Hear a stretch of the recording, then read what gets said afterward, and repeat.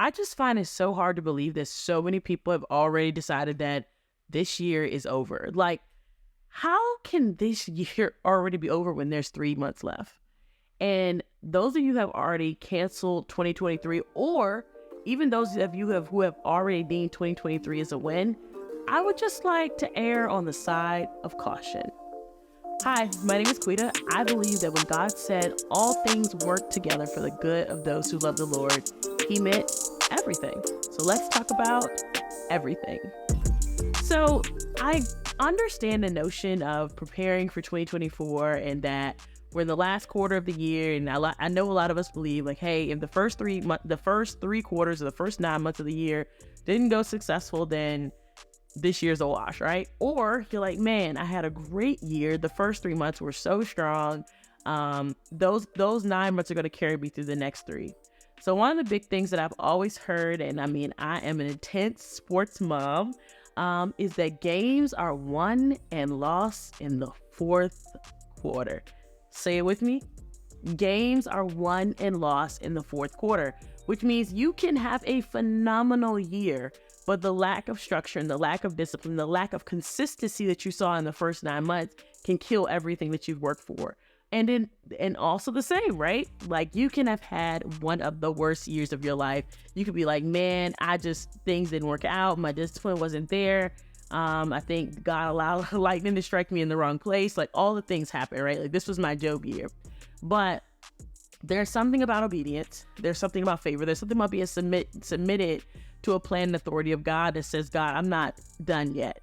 And I'm not going to let go because I know what I believed for you when it was a cold day in January, right? Like I know what I believe for this year, and I will not let it be over until it's over, right? Like I'm holding on until it's over. And I find myself there, right? Like the fourth quarter is still, there's so much space left in the year. There's so much opportunity. And while I definitely believe it, we will definitely for sure talk about just petitioning the Lord for the next year of your life. Let's talk about now. Let's talk about what we can do in the last 3 months of the year in the fourth quarter to win or lose the game, because games are won and lost in the fourth quarter.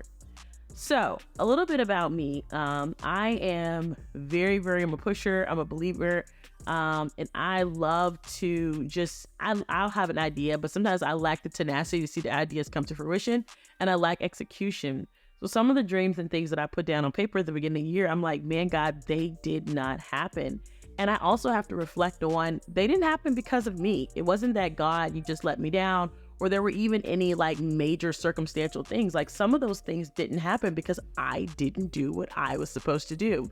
So first thing I want you to do is you begin to look at the last 3 months of the year and see how you can still bring the best of the 2023 is take a moment and do some deep reflection. God, what happened this year? God, what happened in the first 9 months? God, let me assess where I am.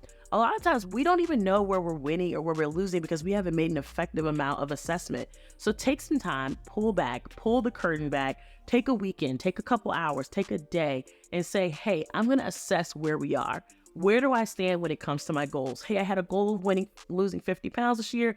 I only lost 17. Where do I stand in relation to the goal? That's going to be super vital.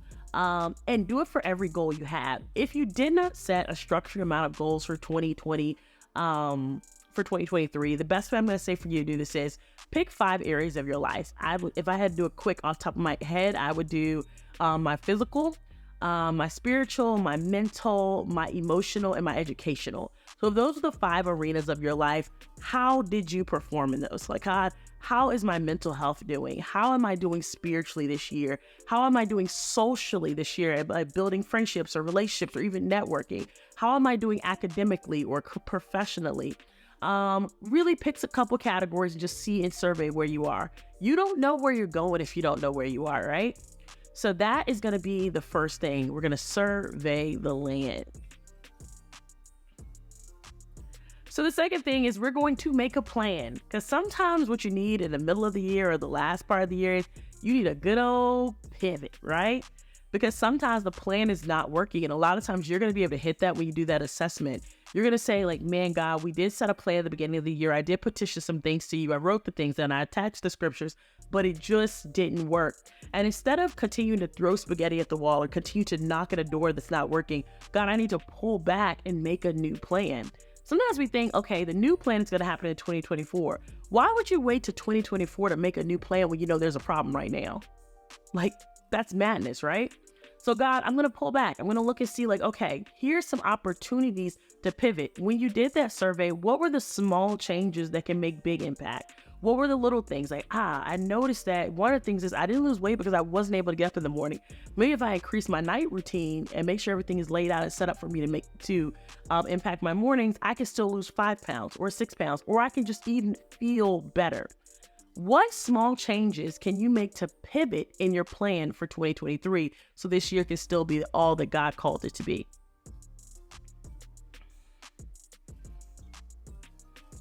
And the last but not least is, I believe this is a great time of the year to begin fasting. If you have not incorporated fasting in your lifestyle, I'm a really big proponent of fast. I think sometimes we wait so often to just have corporate fasting with our church and fasting at large, but God is very clear about the power and how instrumental fasting is in the Bible. I think it's a great time for you to pull back and get some clarity, not only for next year, but for this year, right? Like, God, show me. Like, God, just show me. Like, that is one of my favorite prayers. God, just show me. Like, God, show me what I need to do. Show me where I missed it. Show me what I did wrong. Because in step 1, you're assessing from your own vantage point. Step 3 is going to say, God, help me get the clarity to hear what you're calling me to do. Hear where the pivots are. God, let me hear. Another thing that clarity does is clarity also silences out the noise of the world. Because one of the biggest things that we miss often is we have too much noise. Everything is a staff meeting. Everything is a conversation. Everything is the girls getting together to talk over your life. And God said, I'm not calling you in every season to be in a staff meeting. So take a time to fast. Say, God, I'm going to pull back for 3 days or 7 days or even 21 days in the month of October. Some of you guys are going to take the entire month of October for him to give you a clear download on how to operate in the last 3 months of the year and to also how to go into 2024. I think the best thing that we can do is, instead of making plans for 2024, let's just go into 2024. We don't have to wait on God when God is waiting on us.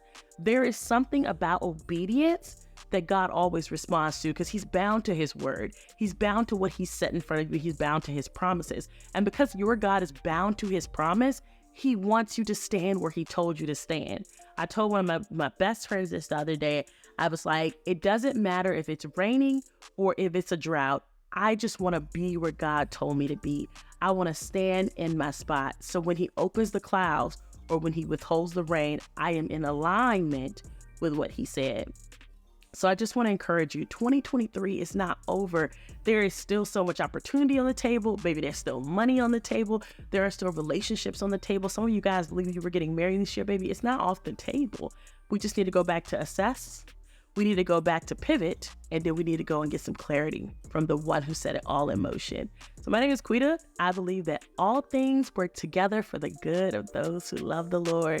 And I believe when God said all things, he meant everything. If you like this video, make sure you give it a thumbs up, like, comment, do all the other cringy stuff they always say, and I'll talk to you later.